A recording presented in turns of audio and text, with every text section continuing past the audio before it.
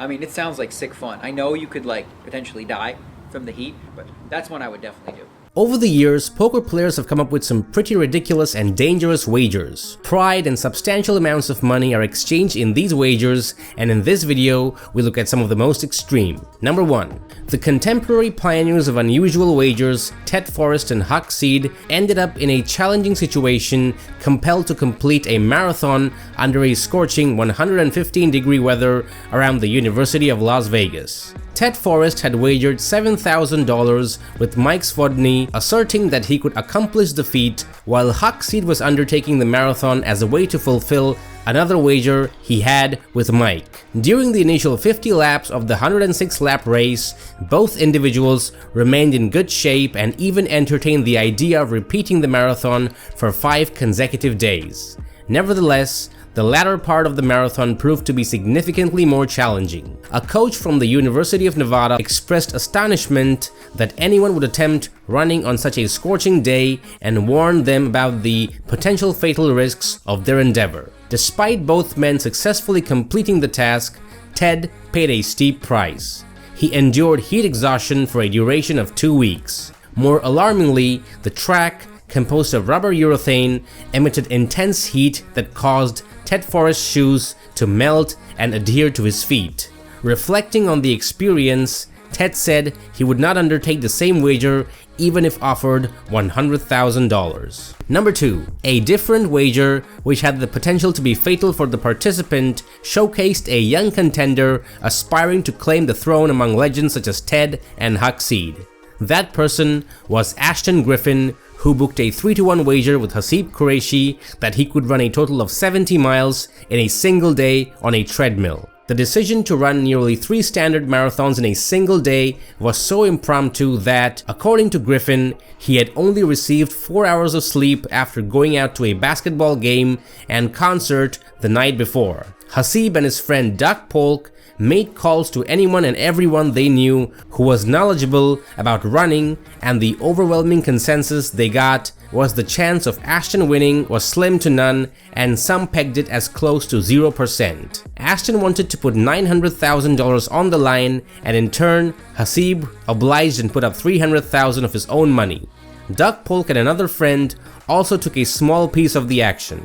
The terms were simple. Ashton had to maintain a running speed at all times on the treadmill. Any walking or anything below that would not count towards his total. He was free to take as many breaks as he needed. And lastly, the outcome of this wager would not affect their friendship. And so, at 12:30 p.m. on Friday the 4th of February, the wager began. Worried about their friend and how his health would hold up during the task, Qureshi and Doug Polk constantly monitored Griffin every half hour or so to make sure that he hadn't injured himself or collapsed from exhaustion. Although Griffin could take breaks during the endeavor, there were times where Griffin appeared to be in trouble. At around 11 p.m., Griffin had completed 30 miles of the 70.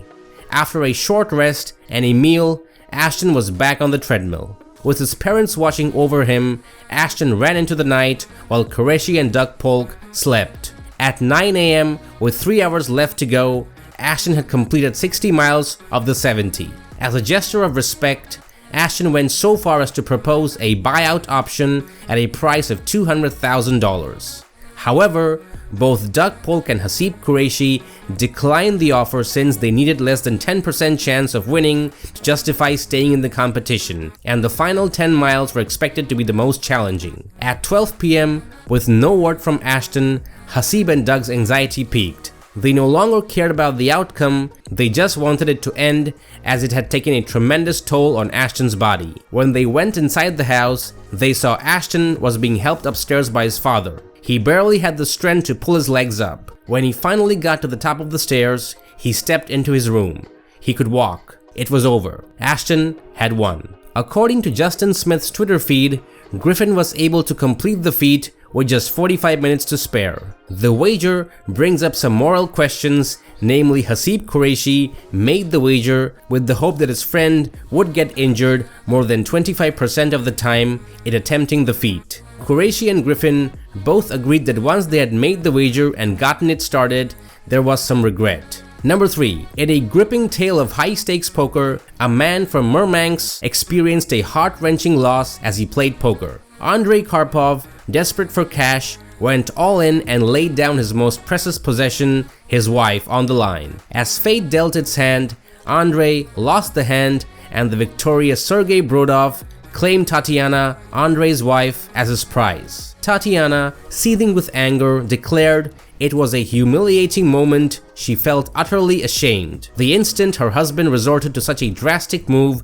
she knew she had to walk away. In a dramatic turn of events, Tatiana chose the path of unexpected romance. Rather than succumbing to despair, she embraced a newfound connection with Sergei Brodov, the man who had won her in the fateful poker game. Their story evolved into a heartwarming union, culminating in marriage. Before I continue, please remember to like this video and subscribe to the channel. It takes less than a second, costs you nothing, and keeps me motivated to make more videos. Number 4. After being eliminated from the $50,000 horse event at the 2007 WSOP, all Eric Lingren wanted to do was relax and play some golf. Nevertheless, following a night of cocktails with his friend Gavin Smith and Phil Ivey, his intention of playing a relaxed 18 holes transformed into a monster wager. Eric Lingren wagered Gavin Smith and Phil Ivey that in a single day he could shoot 4 full rounds of golf from the pro tees of one of Las Vegas's toughest course, breaking 100 on each round,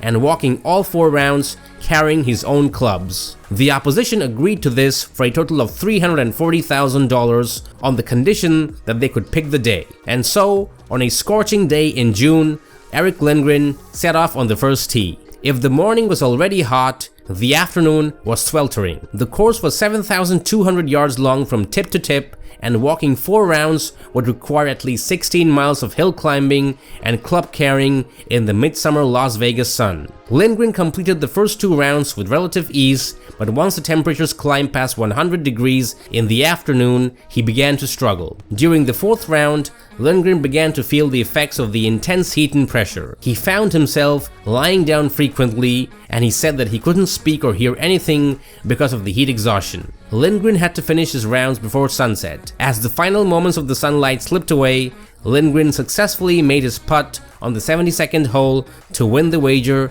by far his biggest cash of that WSOP. Eric Lindgren later confessed that he lost 17 pounds that day, and the wager probably took a few years off his life. Number 5. On 5th May 2010 at the Commerce Casino, Mike Matusow and Ted Forrest were having dinner. Forrest expressed dissatisfaction with his weight, feeling fat after a big meal, and was unhappy with the scale showing 188 pounds. In order to boost his motivation for weight loss, he proposed a $50,000 wager to Matusow, claiming that he could shed 48 pounds. Matusow, however, insisted that achieving such a goal was impossible, so he laid Forrest 20-1 that he could not do it by July 15, and another $1 million against $100,000 that Forrest couldn't do it by September 24th. Forrest was investing $150,000 for the opportunity to achieve a significantly slimmer waistline, with the potential reward being a substantial $2 million paycheck.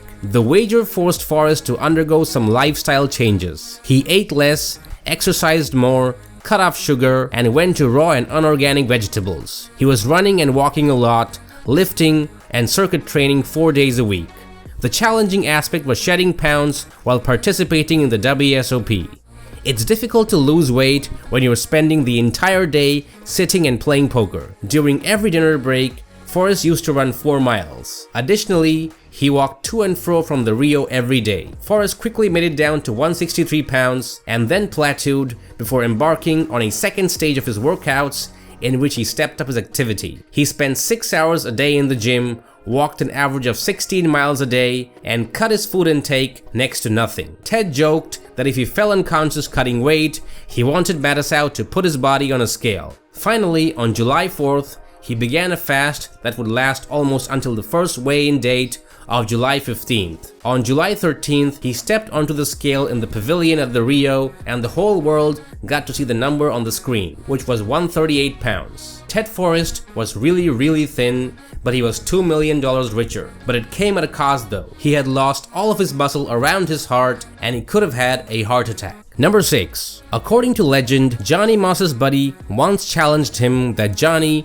couldn't defeat a tough guy in a bar who boasted about never losing a fight, having an impressive 100-0 record in barroom brawls. Although Johnny wasn't known for being tough or physically imposing, he decided to accept the wager because his friend offered him $15,000 to his $1,000. Attempting to be sneaky, Johnny tried to land a surprise punch on the back of the giant's head.